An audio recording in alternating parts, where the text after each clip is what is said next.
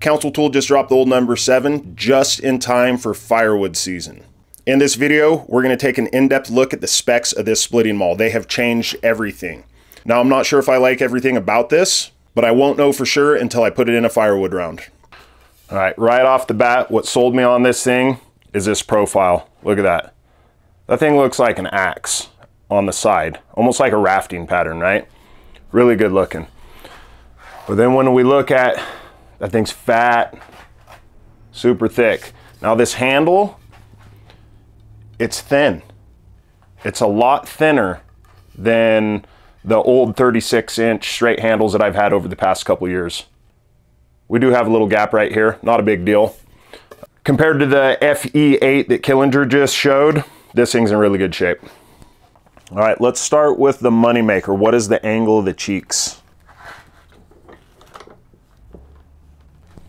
So I've got right here just 2 steel rulers, and I just put a little bolt and a wing nut. So now I have an angle finder.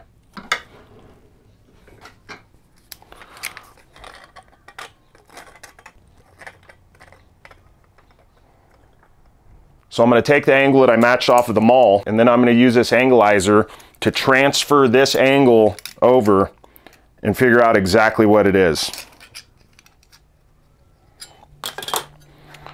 We're sitting dead on 30 degrees. Now I will tell you this, that 30 degrees is a bit steeper than any of the vintage mauls that I have.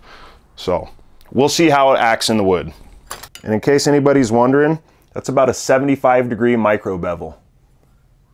Now it is not razor sharp, but I would say I wouldn't want to put pressure running my finger across this. It's definitely sharp enough to do the job.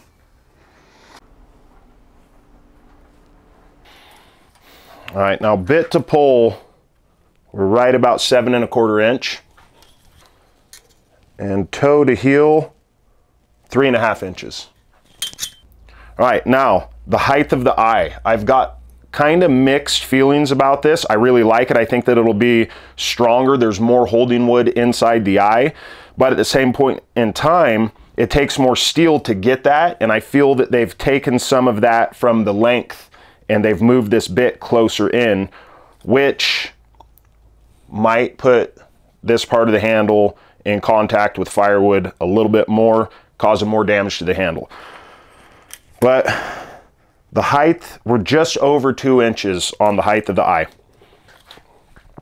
Hey guys, if you're liking this kind of content, hit that thumbs up button, hit the subscribe. Those things let YouTube know that you want to see more of this content and more content like this. It also helps the channel out. It'll help this channel keep growing and keep bringing content to this community.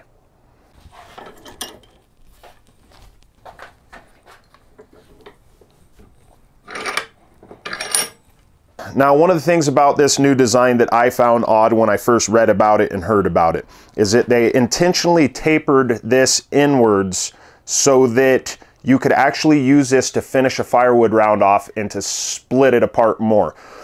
Now, I see that as being, I don't know, another step in splitting firewood that we don't need to do. That's what we do with the bit, okay? So that just seems odd to me. Now, where I could see that coming into play is if you're the kind of guy that splits your firewood on the ground and not on a chopping block like myself, maybe to save the bit because you know that you're finishing it off and you don't want the bit to run into the dirt. I don't know, I would have preferred a little wider bit or a little wider pole so that I have more in contact with a metal splitting wedge. Regardless, this is a cool maul. I dig it. They did a fantastic job on the finish of the pole, so I'm happy. So the width of the pole is 1 1/4 inches. So it's kind of skinny, but it makes up for it in the height. And the height is 2 inches from this bevel edge to this bevel edge. Now, on that subject, look at that bevel. It's got a chamfer right here, just a slight one, and then they've ground in a chamfer on the top and on the bottom. So it's got a nice concave shape to it. That's a good looking That's a good looking pole, man. Good job, Council. I like it. Definitely doesn't look like the pole that Killinger got on that FE8.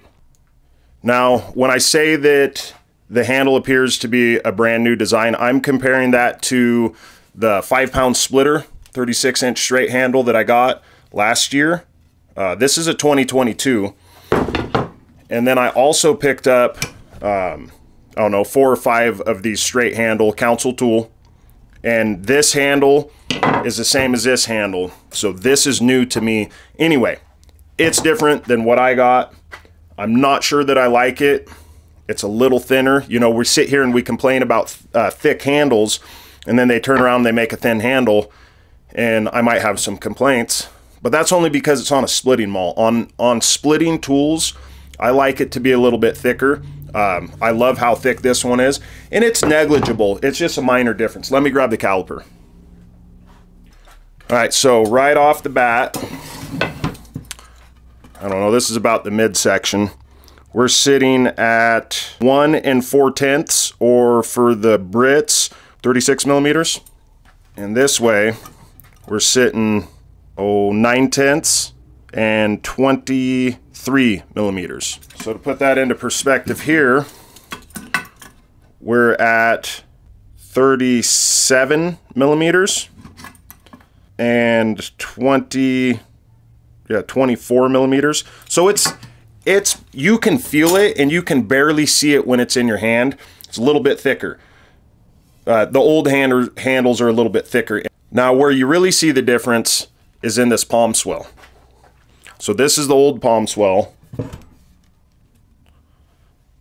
and this is the new. It's a rather abrupt taper, okay? That taper, to me, the taper should stretch pretty much out of your hand in a much more gradual taper. So, it is what it is. She's thinner. She's thinner up here also. For me, there's a lot of people that are going to enjoy this thinner handle, I'm sure. A lot of people. So the only other gripe that I'd have with this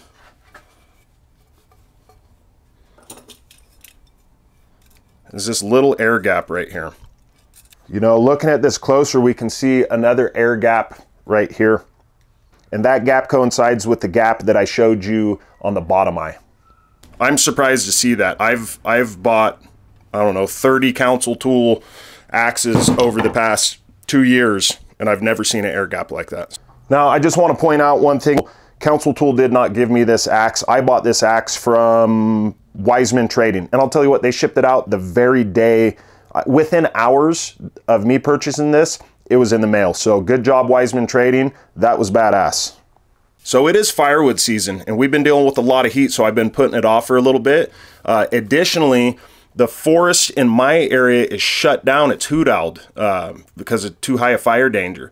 So I'm going to have to go up to about 8,000 foot elevation and cut some lodgepole. And it's deer season up there right now, so I'm going to be firing up the 500i and letting her rip and pissing off a bunch of people. So give it a week or so. I'm going to put this thing in some firewood rounds, and we'll probably compare it to a 6-pound and an 8-pound vintage head that I have. I've got a couple different vintage mauls, and we'll do a little side-by-side comparison. Anyway, this is it. This is a beast. Good looking maul. I'll tell you what, that is a beaut. Just whoever designed this, somebody did a good job as far as looks go. Now, how she splits, well, we'll find out soon. Guys, have a good day.